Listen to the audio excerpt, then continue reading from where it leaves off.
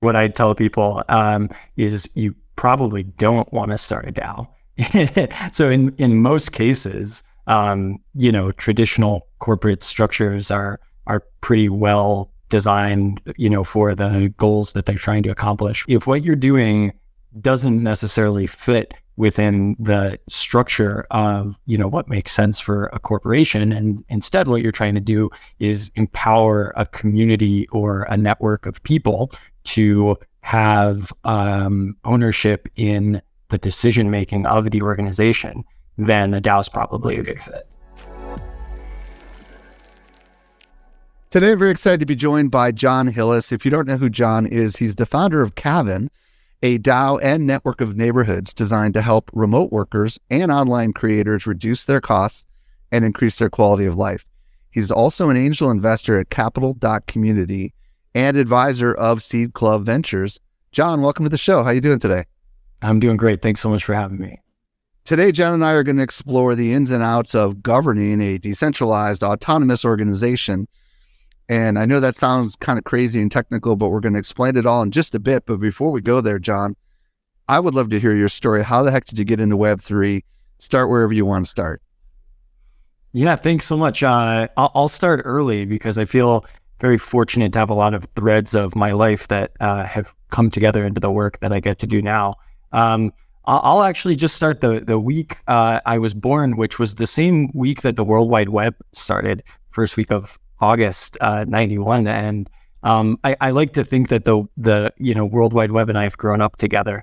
I spent my middle school years hanging out in early online communities and designing virtual houses for people in 3D architecture software. That was kind of the first job I ever thought I wanted to have. And at the time, I was also spending a lot of time in the Boy Scouts. When I was 16, I went on this 250-mile backpacking trip through the Sangre de Cristo Mountains of New Mexico and fell in love with the wilderness. And, went off to college, discovered the joy of living in a dense residential community at a small liberal arts college, and majored in environmental studies and political science.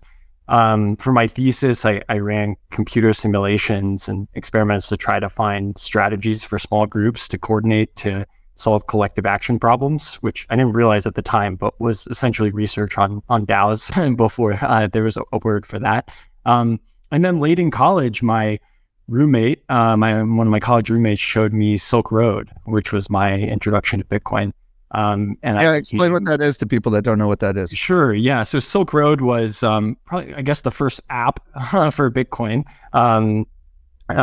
It was mostly a marketplace for people to buy and sell drugs on the internet. And a lot of folks who, were around that time, that was kind of the only way to actually use Bitcoin. And so it was a lot of folks' introduction to it. So anyway, my college roommate told me about it, and I picked up a little bit of Bitcoin at the time, but there just wasn't that much to do with it. So after we graduated, that roommate and I co-founded a startup that was essentially an early token gated community, though we weren't using that language at the time. And frankly, nobody in 2014 was very interested in paying to be a part of an online community. And so we shut it down. And I decided I needed to get some real startup experience. So I made this giant spreadsheet of companies that I thought were going to take off, and, hand delivered resumes to them in San Francisco, and ultimately got hired for a very entry-level job at Instacart, grinded for years, and ultimately spent most of my time there in product, and ended up as a director of product, focused on Instacart shoppers and the marketplace. I was scheduled to leave at the beginning of the pandemic. I was ready to ride off into the sunset. And then, of course, my wife and I were going to go travel the world, and the pandemic happened. And instead of doing that, I stayed on to help, Instacart scale through the early stages of the pandemic. We brought on more workers than any other company in the US at the time. But the gig economy, ultimately didn't live up to my aspirations for it. It was resulting in commodified labor, and it was pretty clear that the gig economy was changing the nature of the firm. And as a result, I became really interested in the creator economy, where I thought there were opportunities for, similar decreases in transaction costs to result in a different outcome where there was non-commodified labor. I'd fallen in love with Henry David Thoreau's Walden in college, and always had this sort of aspirational dream going back to my childhood architecture days of wanting to build a cabin in the woods and bring together friends from the internet. And so I left Instacart to go do that, and with the plan to just invite cool internet people out, write science fiction about what this sort of future could look like, and ultimately built a 4-bedroom shipping container out in the Texas Hill Country, brought a group of internet friends out. We called ourselves the Creator Co-op, and we were all a bunch of independent online creators. And sitting around the campfire late one night, we dreamed up this creator residency program, that ultimately became the DAO that is now Cabin. So John, very fascinating background that you have. I'm super intrigued by it. You decided to somehow create a DAO. Why did you decide to go that route? I mean, what was the story there? Because you could have just done this in a traditional business way, right? Sure. So yeah, like I mentioned, we had this group of online creators who had come out to this cabin that we just built, and we wanted to create a residency program. And, a lot of us were interested in Web3, but frankly, pretty skeptical of, the actual use cases for it. And so we thought through the use cases, and what we realized was that, helping groups of people collectively govern things online was one of the big unlocks and opportunities that DAOs offered. And so we designed this residency program where we wanted to create the time and space for more independent online creators to come out to the cabins. And so we did this crowdfund where we got people to donate money to support this residency program. And in exchange for donating money, they got a token, and that token gave them governance rights over helping pick who got to come out for those residencies. Mm-hmm. And so it was this very simple, clear use case for how, we could use these new tokenized primitives to allow people that didn't know each other online to collectively make this decision about this residency program. And that was the origin of the DAO. And when was that exactly? What was the time frame on that? That would have been May of 2021. So a little over about 18 months ago. So bring us up to the present, because obviously you're involved with some other things, like you mentioned, when I introduced you, Capital.community and Seed Club Ventures. So it sounds like you've gone beyond just this project that you're starting with Cabin. Tell us a little bit about some of these other things that you're involved with that seem to be Web3 focused as well.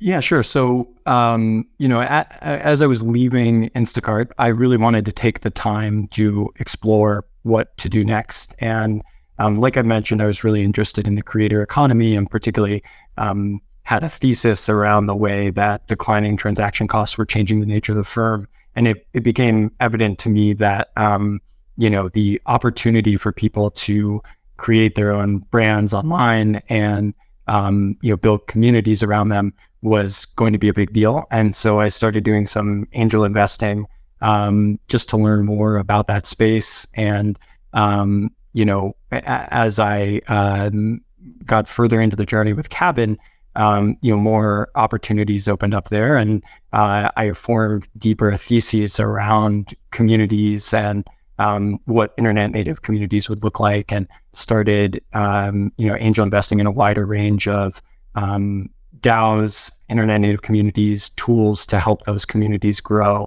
And that ultimately led to an opportunity to join as an advisor at Seed Club Ventures as well.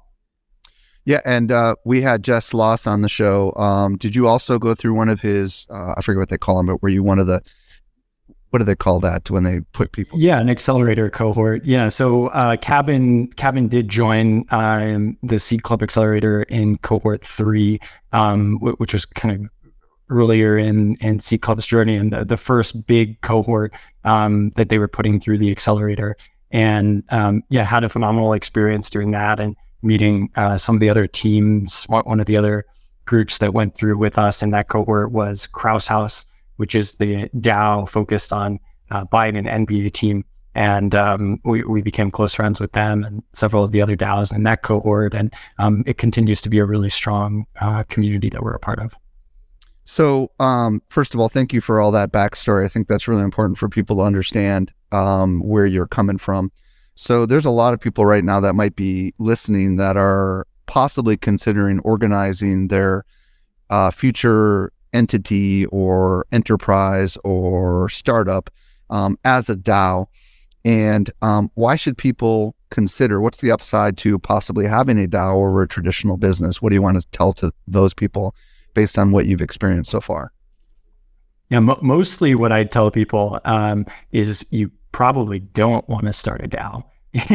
So in most cases, traditional corporate structures are pretty well designed, for the goals that they're trying to accomplish, which is, to basically create a vehicle for profit maximization and redistribution to shareholders. So like if that's the primary thing you're trying to accomplish, often, traditional corporate structures are designed for that.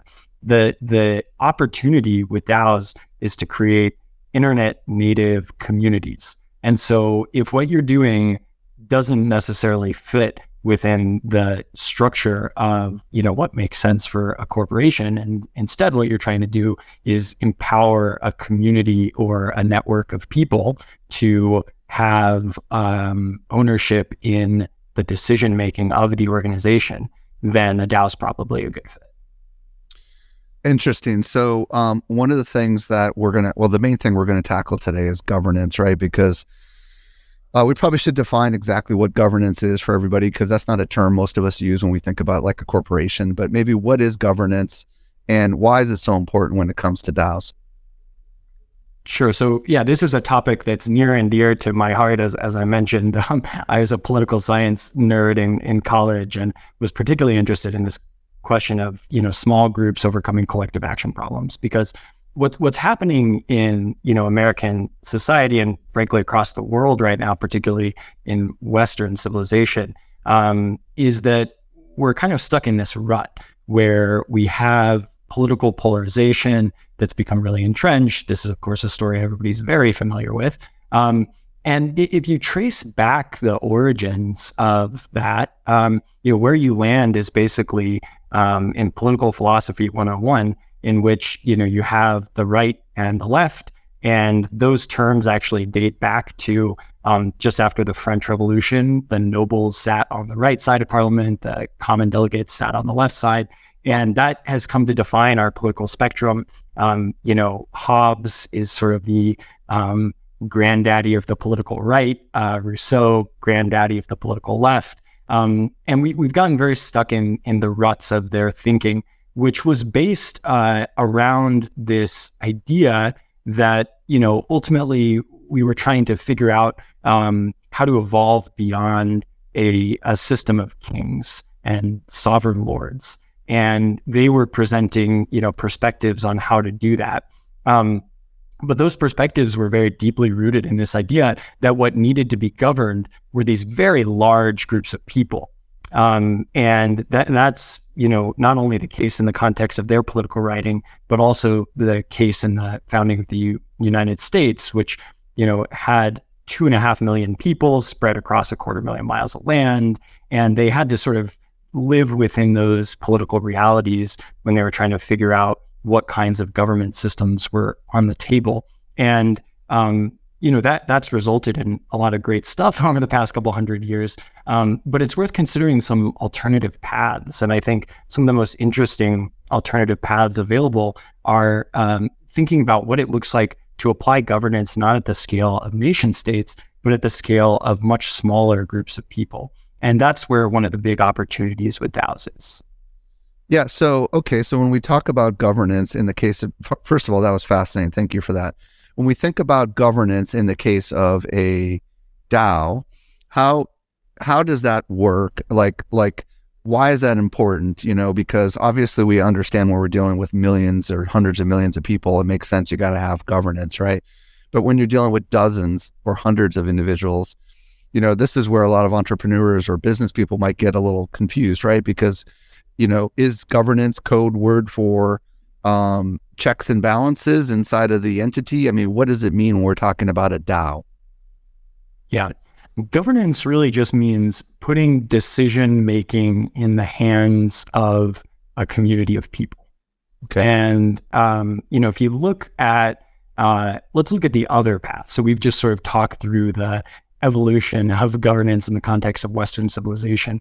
If you step outside of that for a second, and I point to, for instance, David Graeber and David Wenrose, The Dawn of Everything, as a pretty extensive history of what I'm about to describe.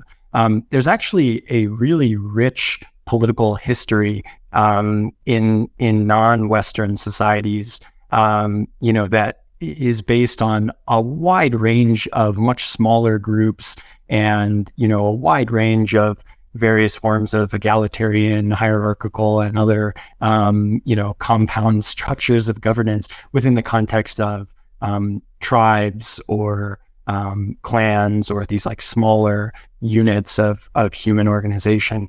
And one of my political heroes is a woman named Elinor Ostrom, who was, one of the clearest thinkers of this from the context of the field of political science.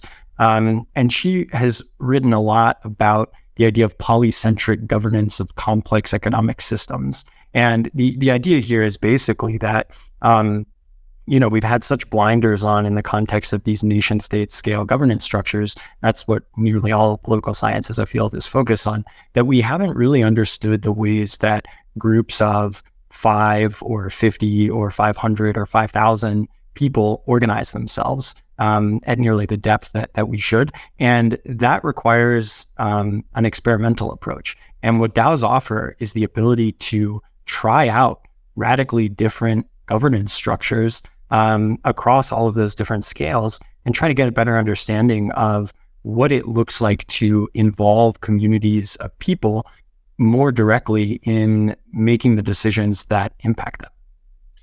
So what I think I hear you saying is that governance, when it comes to DAOs, because DAOs are often organizations of people, sometimes anonymous, sometimes they don't know each other, right? It's really, really, and that's the same with government in America, right? You've got all these people that are just numbers, right? And they need to organize. And if they can get organized in new and creative ways, then they can accomplish different things. In light of everything we've been talking about, that governance for DAOs allows us the opportunity to try things that maybe have never been done before. If someone is going to be brave enough to start a DAO, what are some of the things they need to be thinking about when they're designing governance for their DAOs? Let's break down some of those things. Yeah. So most DAO operators and leaders suffer from what Nathan Schneider has referred to as innovation amnesia, which, is this idea that when you have a new technology, people tend to forget everything that we've learned as civilization before and want to start with a clean slate, which is, a two-sided coin, because on one hand, that means you can explore and be open to new ideas and new ways of doing things. On the other hand, it means you tend to forget all of the lessons of human civilization and history. And so I think the best thing that a DAO operator can do is look to some of those existing examples. So we can talk about a few of those. Yeah, go ahead. Yeah, no, let's talk about them. Go for it. Awesome. So, we need to basically answer the question, in what ways can decentralized organizations outcompete more centralized ones? Because decentralization, centralization, it's not only a spectrum, but it's a multidimensional problem where, there are different forms of centralization and decentralization that can take the shape of governance, they can take the shape of roles and responsibilities, and power structures within an organization. And some of those are really healthy ways of doing things, and some of them don't result in successful organizations. So I started out by looking at a bunch of different successful existing pre-DAO decentralized organizations. So this includes things like Valve, which is a gaming company behind the Steam gaming platform, which operates in a very decentralized way. The U.S. Marine Corps, people often think of the military as being this very centralized structure. And in fact, partially in response to terrorism and the need to develop counterinsurgency strategies, the U.S. Marine Corps in particular has adopted some very decentralized approaches.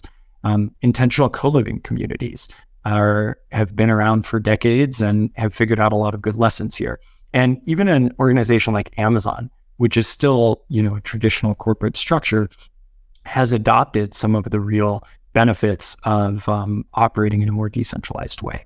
So looking at these different organizations, there's a lot to learn. And essentially, a couple of those areas that we could talk about, the principles that these organizations tend to have in common, they focus first and foremost on recruiting people who are really great at what they do, have the skills, have the ambition, have the passion, and have the autonomy, people who can operate independently. So recruiting the best people is let's dig in a little deep on the right people, right? So if we put this in the context of a DAO, right? Who are the right people? What ought we be looking for? You know what I mean? And how ought they be? How should we discern whether someone has the stuff, if you will, to be able to be part of governing a DAO? Is that what we're going after here? Right. So the interesting thing about, internet native communities relative to traditional organizations is that they have much more permeable boundaries. So in a traditional company, you're kind of either an employee or not an employee, or a customer or not a customer.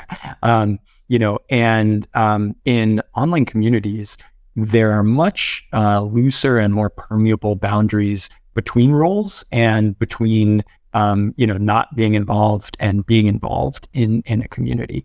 And so something DAOs often get wrong is they think that in order to be, a DAO, they need to be totally permeable and open, and anyone can just show up and do anything, and everything's in public all the time. And that often leads to chaos. That leads to, people without context trying to jump into things that they aren't necessarily the right fit for. And so one way that you can solve this is by thinking of a kind of iron triangle between permeability, autonomy, and quality. And so in order for, someone's contributions to be effective within a DAO, you need to have the ability for people to come into an organization in a permeable way. But you need to balance that with the ability to locate and promote quality contributions, and the ability to allow people to have autonomy over the type of work that they're going to do. And so the key to doing that, for any organization and especially for decentralized organizations, is to find high-powered, self-directed decision makers, who can operate within that ambiguous environment. So help us understand how you did this with your DAO, or how some of the other entities that you maybe are familiar with, or that are DAOs that you're advising or that are part of the Seed Club are doing this. Because in my mind, this permeability thing, I think, is a real challenge, right? Because obviously I run a business, I've got X number of employees that work for me, and yes, sometimes some leave. I've got contractors who are more permeable. So the idea of a contractor makes a little more sense, right? Like, they're not just serving me, they're serving others as well.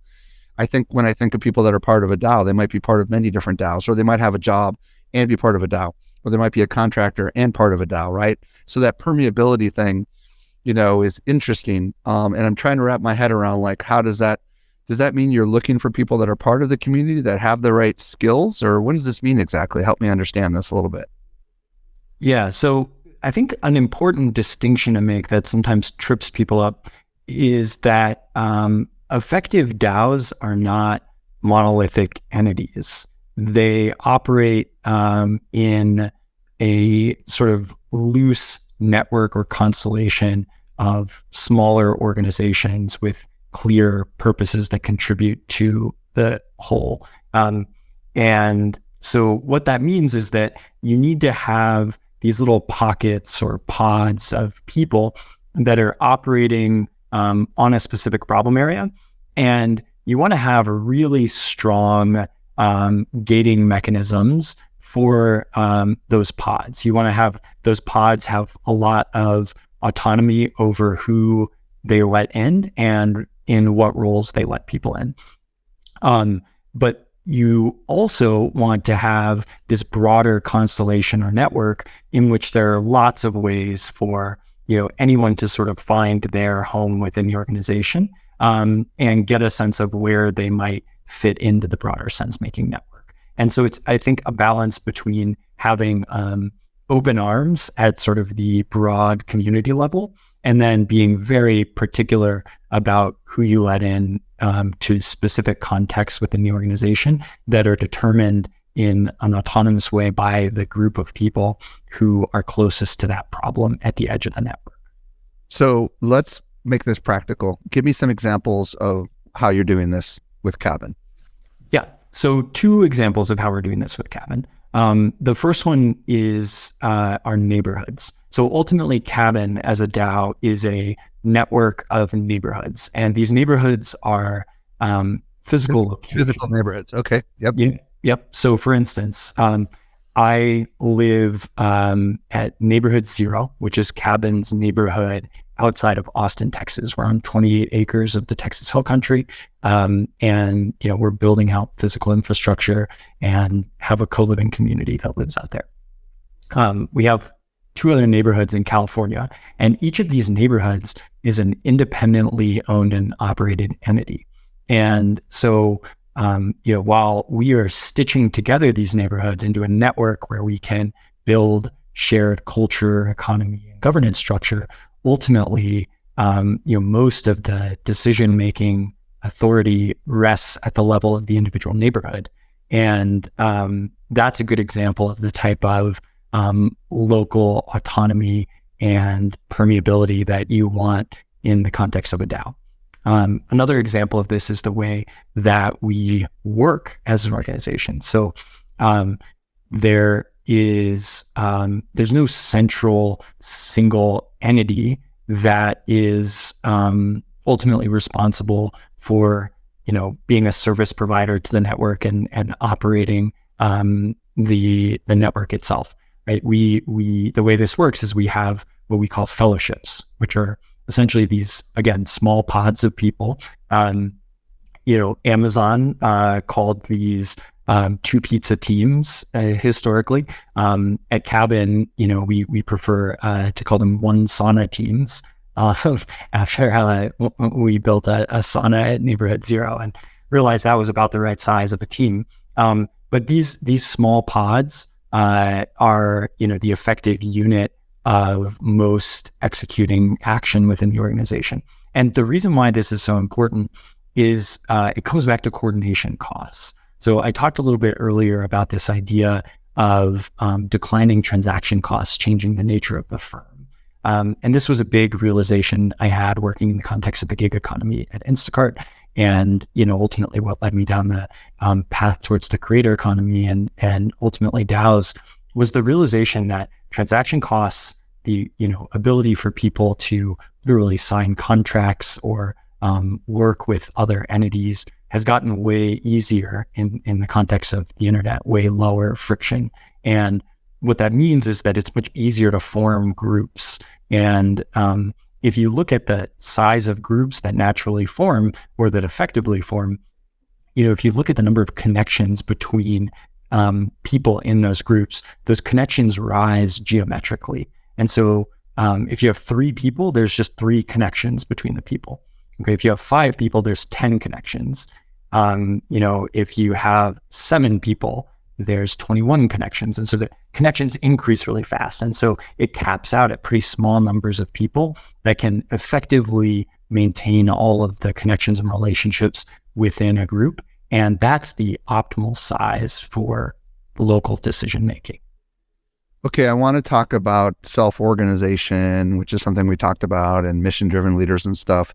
But the one thing that comes to mind is you have a unique opportunity with your DAO because you're dealing with people in a physical location, right? Where a lot of other DAOs are not in a physical location. So maybe they have a bunch of people that are part of the DAO because they own a token or an NFT, right? And I would imagine it's even more complicated because they could be very passive participants, where in your case, you can literally walk over to the cabin next door and knock on the door, right? So do you have any wisdom to these online only focused DAOs as far as how to do something like this? Yeah, that's a good question. I mean, part of the initial premise of Cabin was, the idea that it makes a lot of sense to find your people online and then get together in person. And, like I mentioned, I've been involved with online communities since a young age. And there's something really powerful and magical about locating other like-minded individuals on the internet, because it's such a big pool to draw from. This is actually something that I think, online dating has really figured out, right? There's no more self-motivated group of people to find other people to spend time with than people who are dating. And if you look at the chart of online dating over time, just like is this massive spike in the past decade of people meeting online and a decline in basically every other form.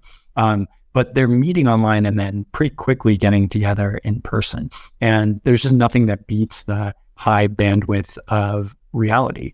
And so, I think that we can't always be together. Obviously, it's much lower friction and lower costs to get together virtually, and that works a lot of the time. But I would be skeptical of any organization that doesn't have some in-person touch point or component over time, because that's how really deep relationships get formed and deep connections get made. So we're talking about governing, right, at DAO. And obviously there's going to be members of the DAO, in your case, members of your cabin community. I'm assuming not every single person is going to be in a position where they're going to be involved in the governance. They might want to, but they might not choose to. Is that true? So are we really trying to identify those individuals within the entity, if you will, that are going to rise up? Is that really what we're talking about and take on obligation and responsibility? Yeah, absolutely. I think there is a meme within the DAO world, or at least there certainly was over the past year or two, that, decentralization meant broad, consistent governance participation. And, I think we've seen time and time again in history that that's not really how governance tends to work effectively. There's very low governance participation in most forms of democracy. Even more so in the context of things like traditional corporate democracy, shareholder governance. And there's a reason for that. People, can't constantly be paying attention to all of the organizations that they're a part of and connected to, and, making complicated decisions about how to govern those things. I spent a decade living in California and remember the just insanity of the California ballot propositions, in which I would literally receive like 100-page booklet, with all the reading material for all the things I was supposed to vote on. And I would do that because I care about this stuff, but it's not a reasonable expectation for most people to do that kind of thing for lots of organizations. And so governance needs to find ways to work within the context of smaller groups and within the context of the assumption that not everybody can participate all the time. So how do we decide who should be in that kind of a role? Is there certain kinds of characteristics and individuals we should be seeking out? Yeah. So the most important thing I think here is information accessibility. So you want to make sure that everybody can understand what's going on within an organization, so that the people, with the best ideas and the ability to execute on those ideas can rise to the roles in which they're able to do those things. And so, one thing that I do think DAOs have been very good at, and is an important part of what DAOs do, is have much more transparent and accessible information than other forms of organizations traditionally do. So at Cabin, that means, first of all, obviously, all of the actual information about our token and, our governance is all on chain and openly accessible to anyone. All the code we've written is open sourced and repos online. All of our, core documentation is accessible to anybody. Our online community, is accessible to anybody who goes through our onboarding process. And so creating this level of information accessibility is one thing that decentralized organizations have typically not been very good at. And so by really focusing on doing that, we at least create the opportunity then for people to understand what's going on and have the chance to jump in and raise their hand and rise to the occasion. Let's talk about self-organizing, because this is right maybe where the word autonomous comes in DAOs, right? Like tell me more about like what is expected and how do people organize and all that kind of stuff. Talk about that a little bit. Yeah. So there are some great lessons here from, a lot of types of organizations. One of the best examples here comes from the U.S. Marine Corps, like I was mentioning, and particularly in their counterinsurgency doctrine, in which they were responding to terrorist cells, which, are essentially decentralized organizations. And what they learned from that, Jim Mattis, who was the Secretary of Defense and helped define that doctrine, has an excellent memoir, Call Sign Chaos, in which he talks about the need to have clearly defined missions, small groups executing at the edges, information accessibility, and minimum viable self-governance. And so, there's another great analogy here that people in the DAO world like to slime molds, or other sort of natural, evolutionary structures that have solved this kind of problem. And the way that these things work, if you look at a slime mold, you can watch it grow towards available food sources, or you can think about like an oak tree expanding its branches out towards sunlight.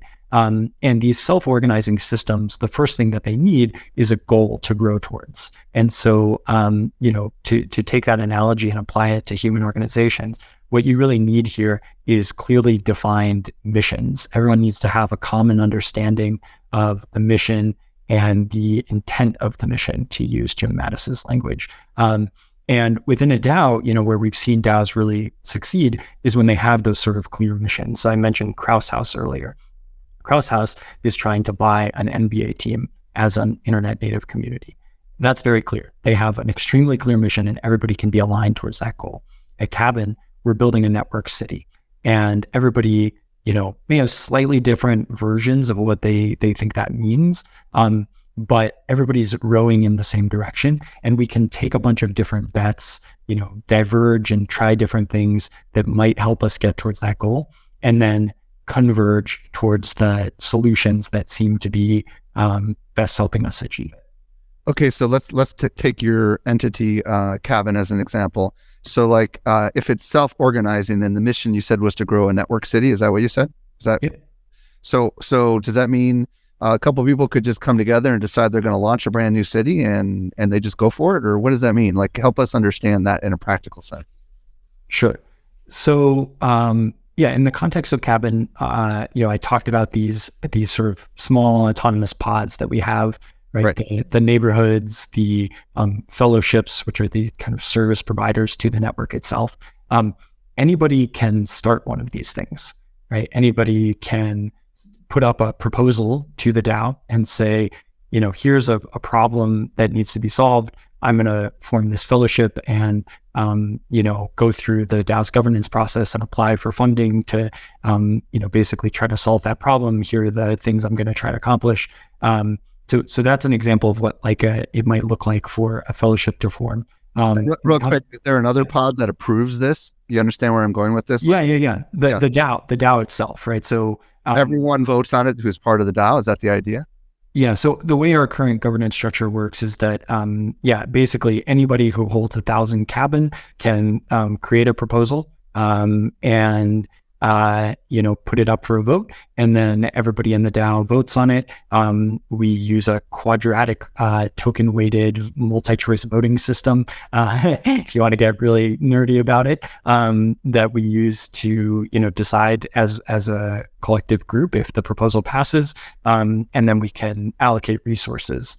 I'm not suggesting that that's, by the way, the ultimate way these things should work. I think a really important principle here for governance is that you don't want to lock in one way of doing things too early. There's a real interest, I think, in people writing a constitution. And you have to remember that the Constitution, in the case of the United States, actually came a little bit later after the Articles of Confederation didn't work.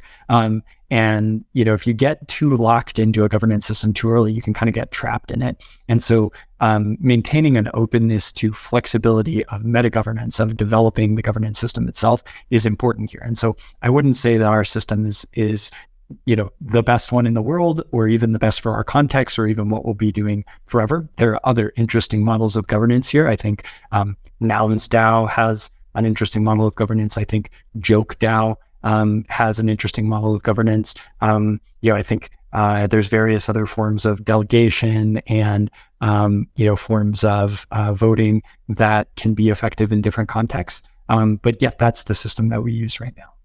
Very fascinating. So basically what I hear you saying is, if somebody decides that they want to present an idea, they go ahead and write up a proposal and presumably present it for approval by the DAO. If the DAO approves it, then there's probably a recruitment process to create the pod. Is that the idea? People that are going to help support this? Yeah. So a proposal would typically include, both an understanding of the specific goals that they want to accomplish, which we often represent as OKRs, objectives and key results, and then, a budget that they want in order to accomplish that. And that budget, presumes that they'll need to bring people on to support achieving that goal. And, the job of the DAO is to assess, is the juice worth the squeeze? Are we going to get, good ROI for investing this money in this outcome? Are there any good reading resources or others because this is such a fascinating concept that we're talking about right now, and it's complex, right? And then you have this background in political science, and you help demystify all this stuff, but there's other examples of DAOs that we could model. But has anybody gone out and said, here's some fascinating models? Have there been any books written on this stuff yet, or any good resources or blogs or Substacks or anything that you would recommend people start reading if they really want to learn a lot more about this? Yeah, we're super early here. And so I don't think anybody has written the sort of definitive guide to DAO governance. And I think if somebody tried to write that, anybody who actually is a DAO operator would probably be pretty skeptical about it. Or even best practices, you know what I mean? Sure. Yeah. There are certainly, organizations and examples to look at and think about here. I can name a couple of them. Yeah. I think that David Ehrlichman's book, Impact Networks, is a really good read on how these sort of network structures form. I think that Spencer Graham's anti-capture framework is a really good way of understanding why this technology actually results in some pretty novel and interesting governance structures. I think that Elinor Ostrom's work on polycentric governance is the best academic work that's been done on this stuff. And frankly, I think the only real way to deeply understand these things is to just dive in and participate in the context of organizations that are trying to figure all this out right now. So John, if you could put your futurist cap on for a second and look into the future a couple of years from now, where do you see all of this going when it comes to the things that we've been talking about today? What's your vision or hope of where all this is going to go? Yeah, I think what's really at the core of this is the rise of digital communities that are responsible for themselves.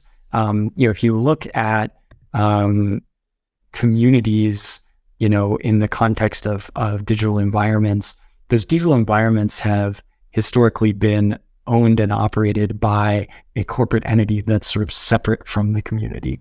And what we're seeing here is the rise of internet native communities that are self-custodying their own assets, that are, developing their own systems, and that are starting to do interesting things in the real world with those structures and with those communities. And I think we're at the very beginning of a big transition. I think we're going to look back in a decade and this is going to be pretty obvious that, it doesn't actually make sense for some corporate structure with a single person in charge to be making decisions on behalf of these big global communities, when we now have the tools, resources, infrastructure for those communities to be making decisions on behalf of themselves. John Hillis, this has been really, really fascinating. Thank you so much for sharing all that. If people want to discover more about you, where do you want to send them? Do you have a website? And also, do you have a preferred social platform if they want to connect with you online? Sure. Yeah, you can find me at johnhillis.com. And I spend probably a little too much time on Twitter. My DMs are open at Jonathan Hillis. And if you're interested in Cabin, you can find out more about us at cabin.city or at Creator Cabins on social. John, thank you so much for coming on the show and really opening at least my eyes and hopefully many other people's eyes to the fascinating ways we can organize and structure to accomplish things that are beyond our wildest dreams. I really appreciate you coming on today. Yeah, thank you so much, Michael. This was a great conversation. I really appreciate it.